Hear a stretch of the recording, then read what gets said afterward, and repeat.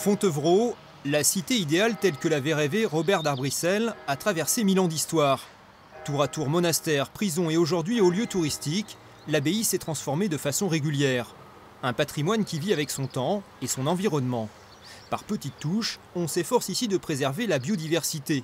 Dans les prés, moutons et brebis ont ainsi remplacé la tonte au tracteur. Et sur les hauteurs du prieuré Saint-Lazare, des ruches ont également été installées en sous-bois. On ne cherche pas à faire des quantités énormes. On cherche à maintenir la ruche en vie en fait. Donc l'objectif, c'est plutôt dans une logique de biodiversité. Voilà, c'est ça ? polliniser les jardins, polliniser les plantes de l'abbaye. Depuis quelques mois, l'abbaye dispose même de son propre potager bio.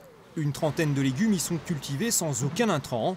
La récolte de ces variétés rares et goûteuses est destinée aux différents restaurants du site. On va chercher justement à travailler autour des variétés anciennes notamment. Et donc c'est ce qu'on cultive au jardin. On va chercher à proposer aux cuisines une palette de diversité, autant au niveau des goûts que des formes, des couleurs. Les légumes, les plantes aromatiques mais aussi le miel produit localement se retrouvent donc régulièrement incorporés dans les plats. Un circuit court qui inspire la cuisine dans la création de nouvelles recettes.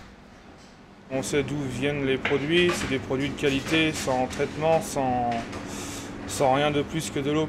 C'est un très gros apport, même tout ne passe pas au restaurant, il y en a même pour le personnel. Ils ont la chance de manger les légumes du potager. Mais à Fontevraud, le projet environnemental le plus ambitieux est quasi invisible dans le paysage. Ce pôle énergétique, créé il y a 2 ans, abrite une chaudière à granulés de bois qui alimente en chauffage et en eau chaude l'ensemble des bâtiments.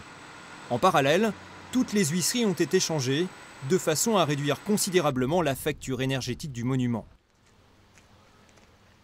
On est passé de plusieurs centaines de milliers d'euros en fuel on a divisé par 2 la facture en passant au bois et au photovoltaïque.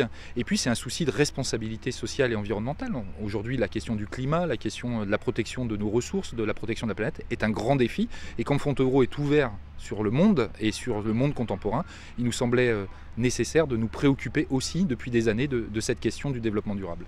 Gestion des biodéchets, labellisation LPO, utilisation de voitures électriques.